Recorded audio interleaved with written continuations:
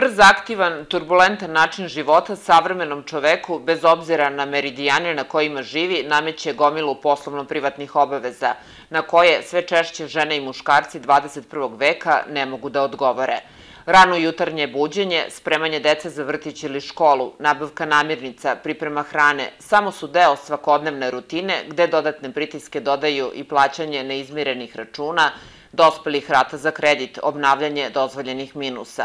Uz sve danas nam je nametnuto da moramo da radimo više od jednog posla da bismo preživeli, žongliramo između kolega, klijenata, nadređenih, ne bismo li ispunili zadatke koji su pred nama.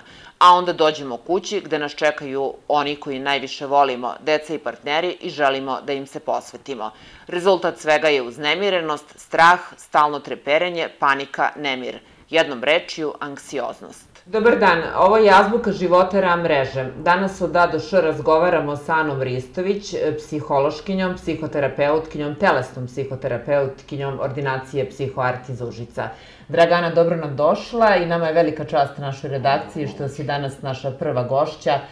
Zapravo otvaramo videoprodukciju, serijal emisija na različite teme iz različitih društvenih oblasti, ali smo odlučili da to budeš prva ti. Ja sam baš počastvovana time da eto, počinjemo na ovaj način.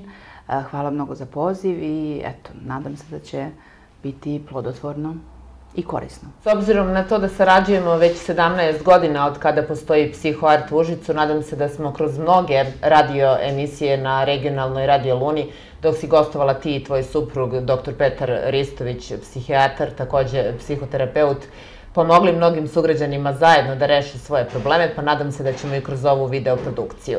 Danas razgovaramo zaista o jednom velikom problemu koji manje više danas, ako želimo da budemo iskreni, pre svega pred sobom, pa tek onda pred drugima imamo manje više svi, to je anksioznost. Kažu ljudi koji boluju od tog poremećaja da je anksioznost stalni nemir, stalno treperenje, stalni bol u grudima, bol u duši. Koji su to neki najčešći telesni simptomi anksioznosti zbog kojih se tvoji klijenti javljaju u Psihoart? Evo, upravo neki od njih si i sama rekla. Taj osjećaj, to je prvo onako nekako fluidno sve. To nije jasno. Anksioznost nije jasan strah. Anksioznost je fluidna strepnja. Doživljaj nešto će da se desi. Neki osjećaj treme, stalno prisutne. Neki osjećaj grča, spazma unutrašnjeg. Osjećaj tog pritiska u grudima koji je tako nekako neugodan, neka teskoba zapravo koja se rađa tu. Osjećaj, recimo, ako gledamo od ozgo na dole, osjećaj neke tuposti u glavi, nekog onako pritiska, nejasnoće, defokusiranosti, razlivenosti, nemogućnosti da se prati sagovornik, osjećaj pritiska i treperenja i strujanja u vilici, osjećaj da kao da nam je hladno na kraju krajeva, mislim, to neko trnjenje koje imamo u viličnom segmentu, osjećaj knedle u grlu vrlo često, osjećaj strašne tenzije u vratu pozadi, napetosti, bukvalno spazma, bukvalno grč je u pitanju, jak. Osjećaj u grudima, to što smo već pominjali, te neke teskobe, pritiska, kao da nam je 100 kila na grudnom košu se navalilo. Osjećaj u ramenima, opet nekad neke tenzije, kao da su nam ramena stalno u nekom pokretu i spremni smo za skok. Osjećaj u rukama kao da nemamo energije, recimo, kao da nam je neko na slamčicu svu energiju usisao. Osjećaj u stomaku, ceo taj trakt, takozvani psihosomatski trakt koji polazi od dna male karlice pa ide na gore i u nekoj vrsti podražaja, u nekoj vrsti nekog doživljaja, tog telesnog, to se zove telesni korelati, anksioznosti, sve ovo što pričamo. Znači, osjećaj kao da nam dijafragma negde je podbijena, kao da imamo osjećaj nekog kamena u stomaku, neke neugode, nekog velikog pritiska ili vrućine koja je tako nekako samo se kovitla, kao neki kovitlac, kao neka centrifuga tu koja krene iz dna stomaka, ide na gore i potpuno nas preplavi. Onda osjećaj da nam srce lupa, na određene, odnosno neugodno to. Lupa na sve strane, lupa tu, prosto preskače, i osjećaj lupanja tu gde jeste srce i na raznim drugim delovima, kao da lupa tu, kao da lupa tu, kao da lupa u taj osjećaj pulsiranja nekakvog nevoljnog, jakog, preplavljujućeg. Onda imamo osjećaj i na periferiji, ruku, nogu, glave, kao da nam osjećaj strujanja, treperenja, trnjenja, drhtanja, nekad dlanove, čelo i stopala obliva znoj. I narod kaže, ocekli mi se noge od straha. I imamo taj osjećaj upravo da nekako, ajde noge do kolena i nekako i da osjećamo, ali ovo dole ne baš, i onda imamo osjećaj kao da idemo po balonima, kako klijenti obično kažu, taj neki osjećaj da nismo na zemlji, nego nekako da smo odvojeni, da nismo stabilni, i onda se rađa osjećaj tako neke nestabilnosti, pa onda imamo, opet da se pozovem na narod, kako narod kaže, mislim da je to nekako i najrazumljivije onako svima nama, jer imamo osjećaj mantanja, znači taj neki osjećaj nestabilnosti u kome imamo taj doživljaj, da nismo tu. To bi bilo nekako u najkraćem ono što nazivamo telesnim korelatima anksioznosti, što je praktično nešto što osoba u anksioznosti doživljava. Ne mora sve ovo doživeti. Može doživeti recimo samo to preskakanje srca koje nije organski uslovljeno. Naravno da je savjet da se uvek ode da se pogleda da li postoji neka organska uslovljenost nekog od ovih telesnih korelata, ali obično prvi korak naših klijenata jeste odlazak u hitnu pomoć i upravo to utvrđivanje da to nema veze sa organskom uslovljenošću, da nije ništa organski, da im je srce zdravo, da su svi organi na mestu i zdravi i funkcionišu kako treba, ali da mi, bez obzira na to utvrđivanje da nije somatskog porekla, naš problem, bez obzira na to mi to doživljavamo. I dalje. Dala si mi šlagvort za naredno pitanje. Upravo naš narod kaže nije im ništa. Jave se svom izabranom lekaru, obiđu se moguće specijaliste i vrate se bez dijagnoze. I onda često porodica, okruženje verovatno podobavezno, kažu foliraju se, neće da dolaze na posao, neće da izađu na javne skupove, neće da dođu recimo na neku proslavu porodičnu, na svetkovinu slavu. Ana, koliko je zapravo, imaš veliko iskustvo u radu sa anksioznim osobama, koliko je teško živeti sa anksioznošću? Koliko je narušen kvalitet života osobama koje pate od ovog problema? Upravo to jeste problem, Sandra, dobro si to rekla. Znači, narušenost kvaliteta života jeste problem anksioznosti. Znači, definitivno od anksioznosti se ne ludi, ne umire. Mislim, u tom smislu prognoza je dobra. U jednom trenutku, ako preduzmemo mere da se rešimo anksioznosti, rešit ćemo se. Ali ono što jeste problem anksioznosti jeste to što se ruši kvalitet života.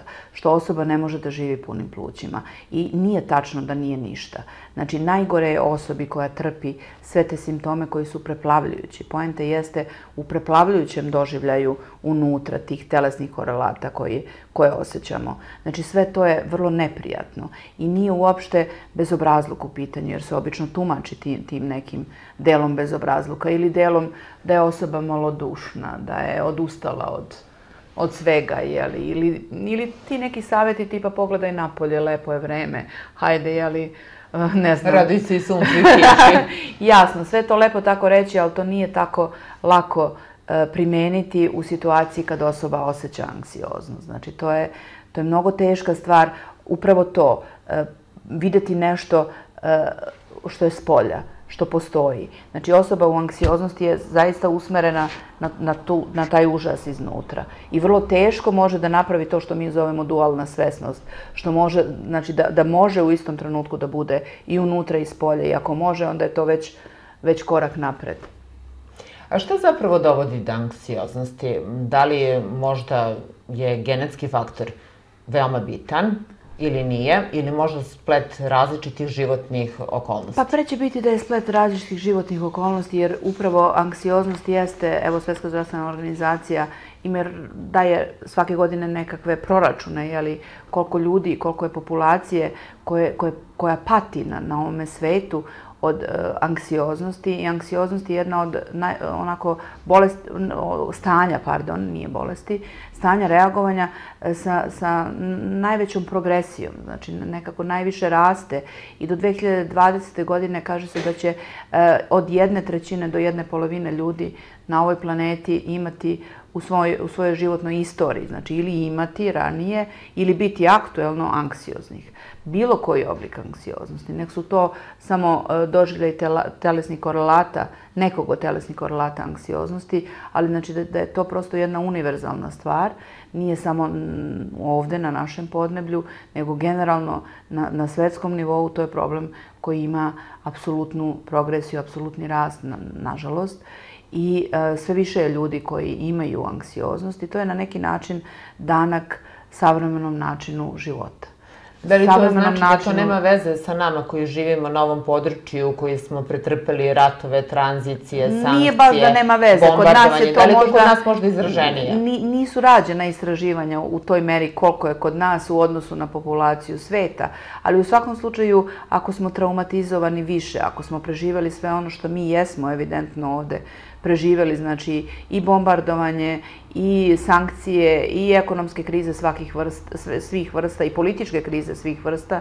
Tako da, znači, ako ste stalno živite život u stalnom grču, u stalnom stresu, u jednoj potpunoj neizvesnosti, sa nekim, kako da kažem, osjećajem da negde nemamo zašto da se uhvatimo, hvatamo se za vazduh zapravo, onda znači ta neka naša život u stalnoj neizvesnosti i nesigurnosti naravno da pojačava i pospešuje generalno strah, jer što je više neizvesnosti, to je više straha, to je jedna prosto paralela životna. Strah od gubitka posla, od neuspeha, strah od bolesti za sebe, za svoju porodicu, za svoje prijatelje, nedostatak samopouzdanja, pretpostavljam da su takođe deo anksioznog poremećaja. Pretpostavljam da one koji nas upravo gledaju zanima gde je ta granica i da li može da se napravi ta paralela, koji su strahovi realni, koji su nerealni i kada zapravo počinje anksioznost i kada treba potražiti pomoć stručnjaka. Znate kako, imate ljude koji su strepljivi po sebi, prosto su strepljivi, prosto su nekako tako žive život. Znate, ceo život su negde u nekom joj, nemoj tamo, bit će ti ono, neko razmišljanje negativno o budućnosti, da li je to možda deo vaspitanja? Pa na neki način da. Znači, na neki način da, ili su prosto senzibilnije strukture u pitanju, znači osjetljivije, senzibilne, prosto imaju antenice, da tako kažemo metaforično, za kupljenje tih nekih emotivnih stvari u okruženju. I onda neki ljudi su jednostavno takvi, ceo život su u tim nekim strepnjama da ne bude ovo ili da ne bude ono. Znači, imate ljude koji su po prirodi takvi. Znači, kod nekih ljudi zaista je prisutno stalno to razmišljanje na negativan način o budućnosti, ta takozvana negativna anticipacija budućnosti. Sad, kad gledamo život ovako kakav jeste, naravno da treba da strahujemo za neke stvari. Ne možemo biti tek tako, nije to ništa. Ne možemo negirati neke zaista opasne situacije. Ne možemo reći ako stojimo, ne znam, na krovu, na ivici krova, nema veze, jel, nije to ništa. Znači, neke stvari u životu zaista jesu realno opasne. Kad je nešto realno opasno, onda se realno i bojimo. Ne znam, onda kad smo bili bombardovani, realno je bilo opasno da se bojimo da će bomba pasti na naš stan, jel? Znači, okej, možda nisu hteli da gađaju naš stan, ali smo mogli biti takozvana kolateralna šteta, jel?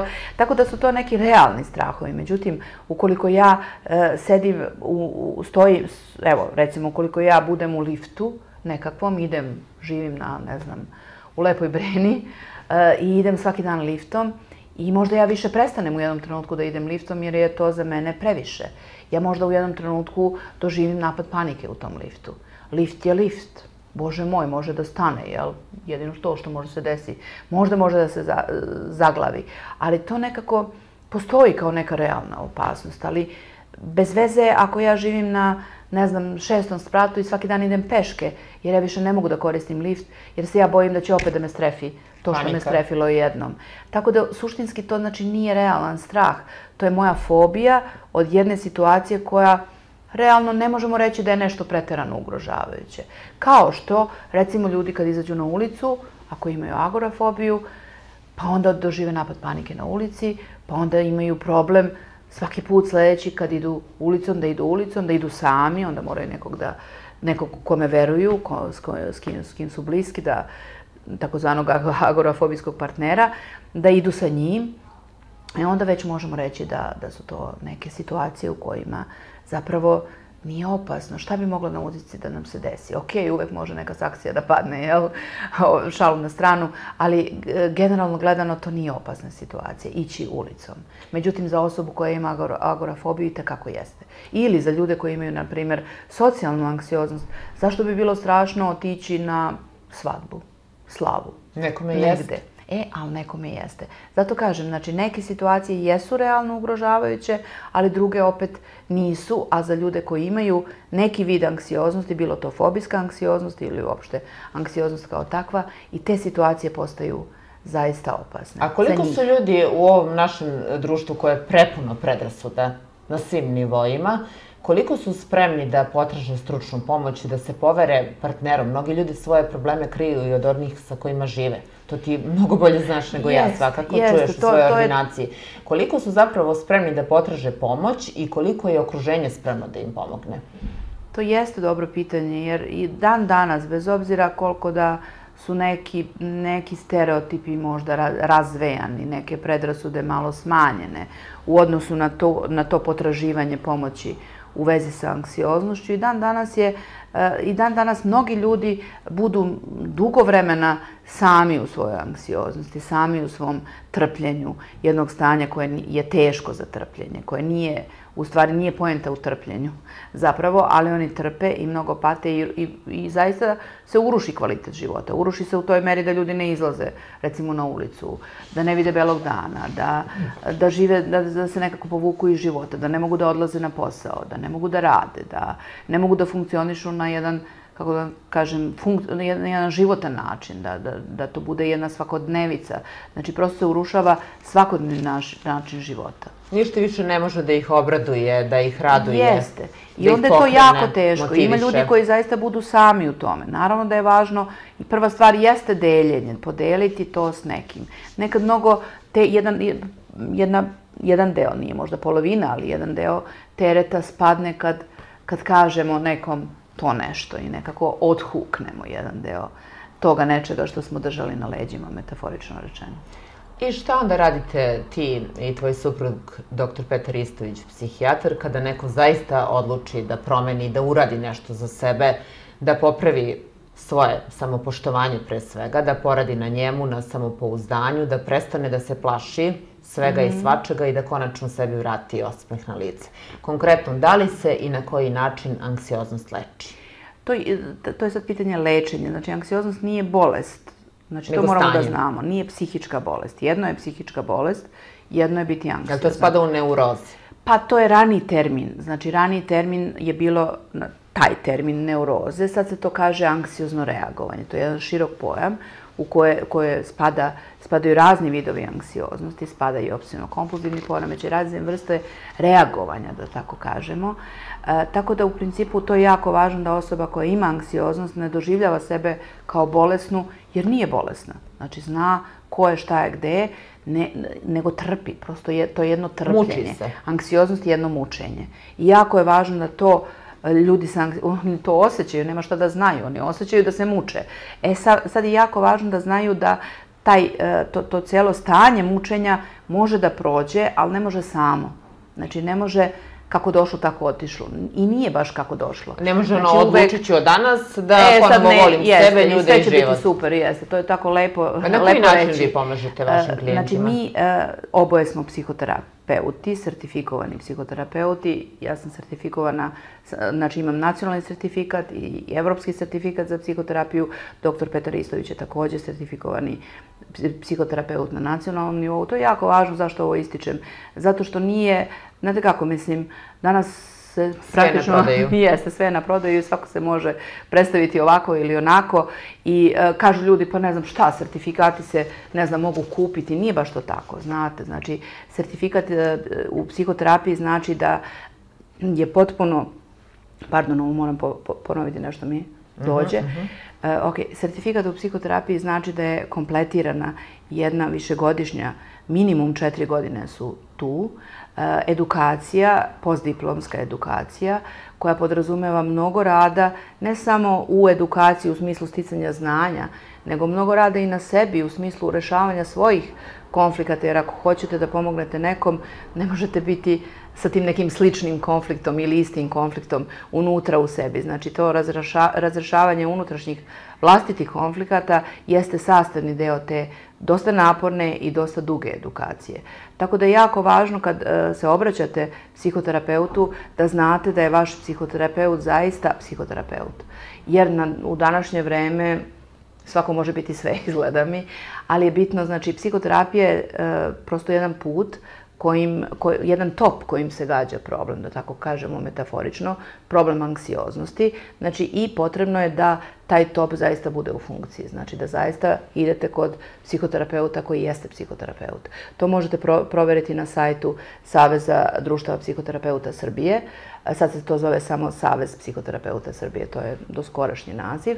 U svakom slučaju, znači, možete proveriti na sajtu ko ima nacionalni sertifikat, jer to je, znači, to je završena edukacija. Za evropski sertifikat trebaju određene kvalifikacije druge vrste, ali, znači, to je okej. Mislim, dovoljno je da se ima nacionalni sertifikat, da se zna da je neko psihoterapeut. Mislim da si mi nedavno rekla u jednom privatnom razgovoru, pa da iskoristimo priliku, zašto da ne čuju naši gledaoci, da si postala i predsjednica telesnih psihoterapeuta Srbije. Udruženja, asocijacije telesnih psihoterapeuta Srbije jeste. Znači, dobro, sad je to neki moj, sad već, da kažemo, angažman u okviru organizacije, u okviru našeg udruženja. Znači, postoji puno škola koje su, da kažemo, kako da kažem, naučno zasnovane, to je važno, znači priznatih škola psihoterapijskih i te škole imaju asocijacije, imaju udruženja i krovna asocijacija jeste za sve naše škole, za sva naša udruženja, jeste udruženje, znači sadašnji Savez psihoterapeuta Srbije, a ja sam, znači, predsjednik jednog od tih delova tog saveza, našeg udruženja telesnih psihoterapeuta Srbije ili onako po engleski, asocijacije telesnih psihoterapeuta. Da se vratimo mi na anksioznost. Ana, pretpostavljam da ljudi ne postaju preko noći anksiozni, a pretpostavljam da se ne mogu ni izlečiti za 15-20 mesec, 2-3 dana, već da je to proces. Jeste, to je jako važno, to što si sada rekla. Znači, psihoterapija je jedan proces, jedan put kojim se ide i svaki proces podrazumeva vreme i nije isceljenje. Nema čarobnog nema čarobnog, i čarobne nema pilule. čiribu. Znači, nema čiribu, nema čiriba. To je jedan proces, jedan put kojim se ide i koji je nekako naporan put, zaista. I potrebno je strpljenje. Kaže se u ovoj oblasti da je najvažnije vreme i strpljenje, da imamo to. To je jako važno da naglasim, znači da bez obzira koliko osoba trpela i svaka osoba koja trpi želi da to trpljenje prestane odmah, prestane sutra, prestane danas. Međutim, nije to baš tako. Znači, iako se obratimo psihoterapeutu za pomoć, to je jedan put koji, prosto jedna transformacija naša unutrašnja, jedno bildovanje ličnosti zapravo, određenim tehnikama na određene načine. Jer nije svaki razgovor sa psihijatrom, psihologom ili psihoterapeutom psihoterapija. Znate, znači, mi u psihoterapiji u prvo vreme se upoznajemo zapravo. To je jedno upoznavanje koje praktično nije psihoterapija kao takva. Nekad radimo savjetodavno. Za neke stvari je potreban taj deo. I to opet nije psihoterapija. Može da pomogne, ali nije psihoterapija. Psihoterapija je, znači, jedna posebna oblast, jedna posebna grana, delatnost zapravo, jedna posebna profesija koja je između psihologije i psihijatrije, ali nije ni jedno ni drugo. Pošto mi sad ovde u studiju RAM mreže nemamo mogućnost da prikažemo šta je to telesna psihoterapija, doći ćemo kod vas u Psihoart gde imate stručnjače. Ja bih te zamolila da vašim potencijalnim klijentima koji se možda plaše i psihoterapije, jer ne znaju šta je psihoterapija, ukratko objasniš na koji način vi radite sa njima i da li samo radite psihoterapiju ili se možda uključuju i medikamenti? Ajde, ja ću početi od ovog posljednjeg pitanja, jel može? Da. Moj suprug, mi radimo zajedno, znači, poslovni partner takođe, dr. Petar Istović je psihijatar. znači prevashodno psihijatar, pa onda je završio edukaciju iz gestalt psihoterapije i naravno da radi kao svaki psihijatar i onda kad treba uključiti, on je taj koji određuje da li treba ili ne treba uključiti medikamente, odnosno da li treba nekako sa 2 topa gađati problem. Nekad se anksioznost gađa sa 2 topa i psihoterapija i lekovi zajedno.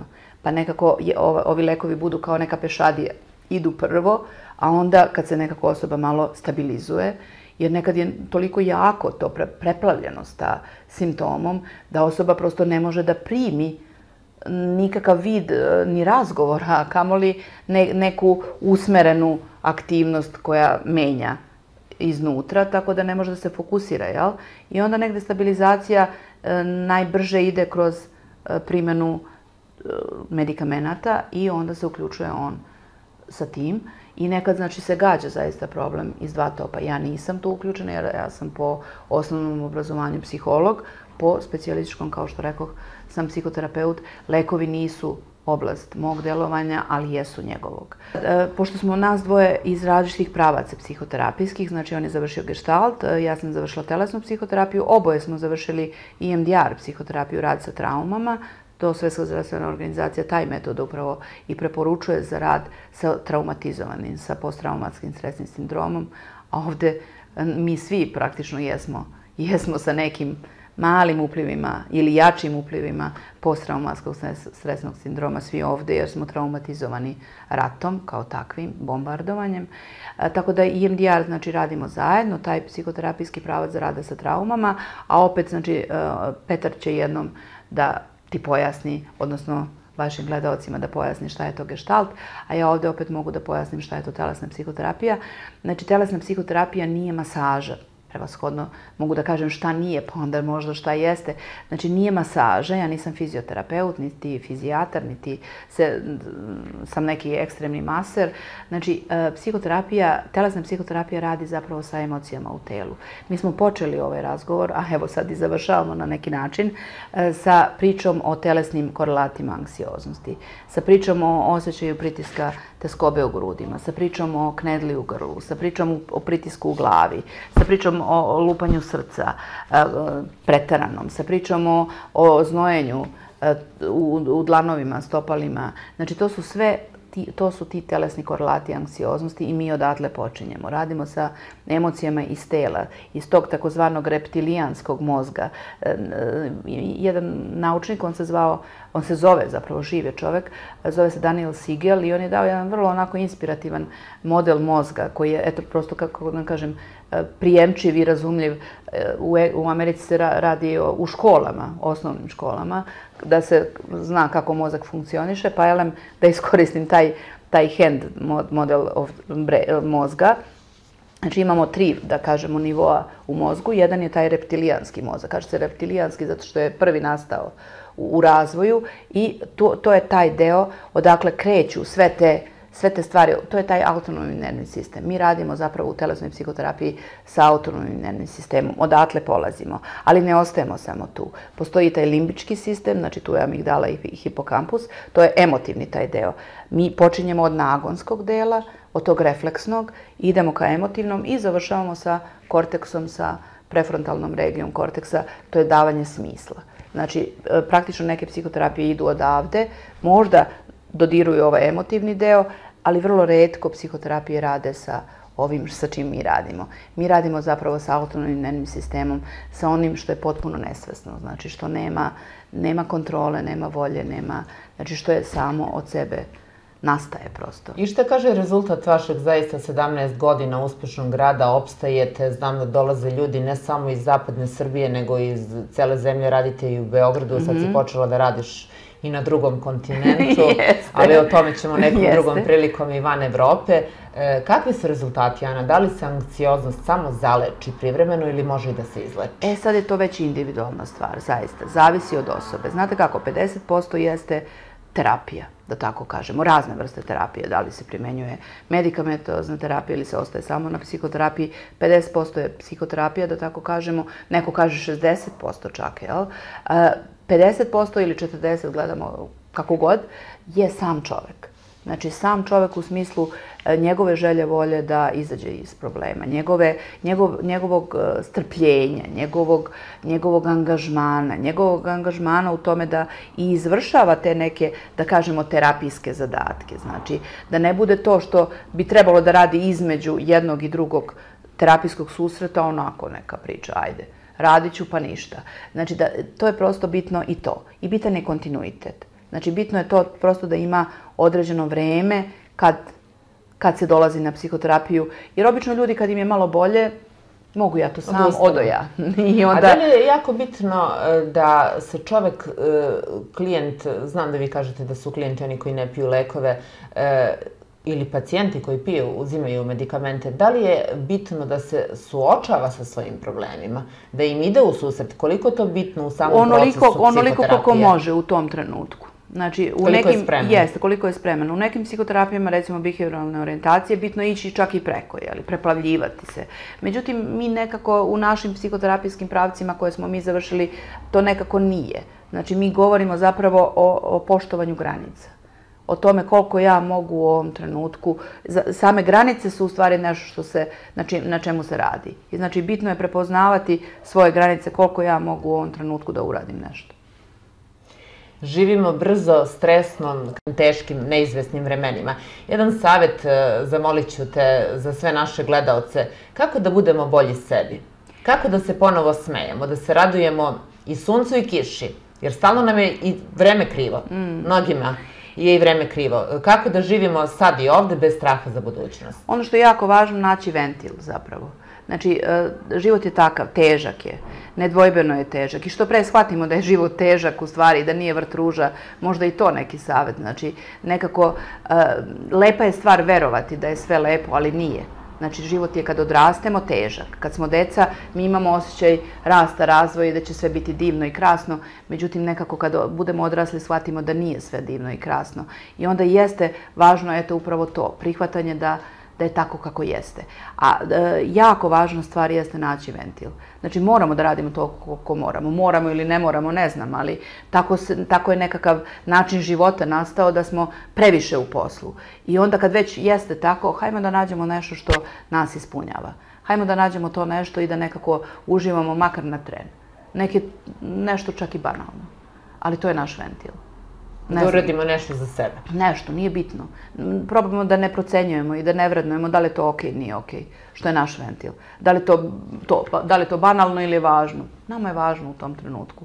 Nema veze, možda je nekom drugom sa strane gledano banalno. Ali eto, mi u tom trenutku uživamo, šta god da je to. Ana, gde ti i tvoj suprug radite? Gde vas pacijenti mogu pronaći? Neko ko nas je sada slušao, gledao, ko ima potrebu da se javi zbog sebe ili zbog nekog bliskog člana porodice i prijatelja. Gde radite? Pa evo, nas dvoje radimo u Psihoartu, to je na Glavnoj ulici, znači Dimitrija Tucovića, broj 65 u Užicu. E sad, ja povremeno, da kažem povremeno, 2 dana u sedmici radim u Beogradu u okviru Udruženja telesnih psihoterapeuta Srbije. To su znači 2 mesta na kojima radimo. E sad, ove edukacije koje ja radim, to je sad već neka druga priča. To nekom drugom prilikom. Ali prećemo da ugostimo doktora Petra da pričamo o gestalt psihoterapije. Ovo je bila Azbuka života iz studija RAM mreže, gde smo danas od A do Š razgovarali sa Anom Ristović, psihološkinjom, telesnom psihoterapeutkinjom ordinacije Psihoart iz Užica. Nadam se da smo bar nešto malo od naše drage Ane danas zajedno naučili kako pre svega da počnemo da volimo sebe, jer ako volimo sebe i ako budemo radili na sebi, svom samopouzdanju, obrazovanju, samopouzdanju, samopoštovanju, voleće nas i drugi. Ana, hvala ti puno što si danas bila naša gošća. Ove naše emisije, naši gledaoci, još jednom ponavljam, mogu pogledati na YouTube kanalu, pre svega na portalu radioluna.rs, na našoj Facebook stranici, pretpostavljam i kod tebe i kod tvojih brojnih kolega i prijatelja. Hvala još jednom. Naravno. Hvala tebi na pozivu.